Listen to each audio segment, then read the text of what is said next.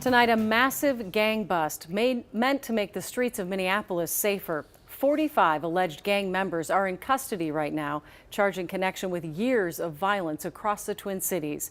The suspects are connected to 20 shootings and 7 murders. We have team coverage tonight, including how a law created to take down the mafia is involved in this case. But we begin with Lou Raguse, who walks us through this massive takedown.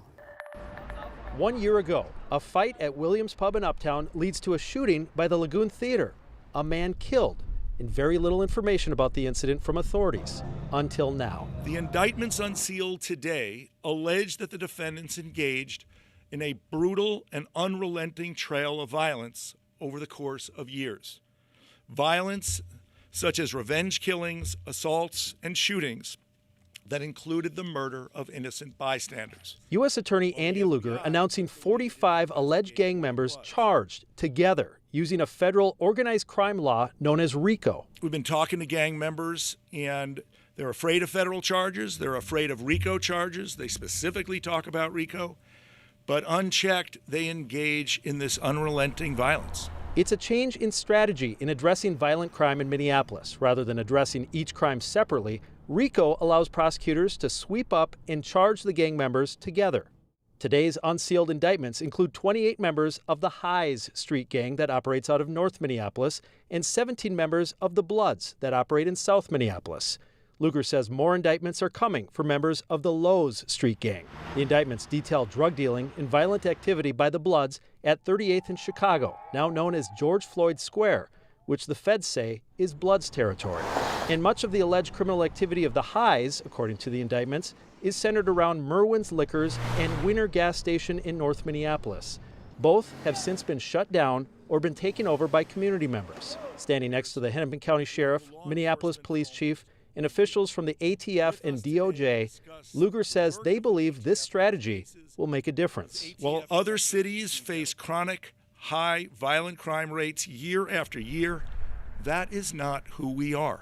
No one should accept the violence these gangs inflict as the new normal in Minneapolis. Lugar told us that Minneapolis gangs strengthened and became more organized since 2020, which allows them now to pursue these RICO charges, whereas in the past it might not have been possible because of disorganization within those groups. We know a lot of people watching tonight will be so thankful and hope that this makes a difference. Well, the majority of the crime was between those gangs. Is that the assumption? Yeah, a lot of it is gang versus gang violence. Sometimes as little as like somebody disrespecting over social media, U.S. Attorney Lugar said. And the arrests aren't over yet. They're not over yet. There's that third gang, the Lowe's, which also operate out of North Minneapolis, and we're expecting at least several indictments coming from that as well. All right. Thank you, Lou. Thanks, Lou.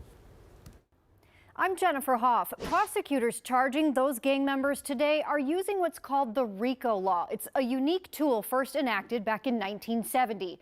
It targeted mob bosses at first, but now both government and civil parties use it to go after people allegedly involved in a corrupt organization.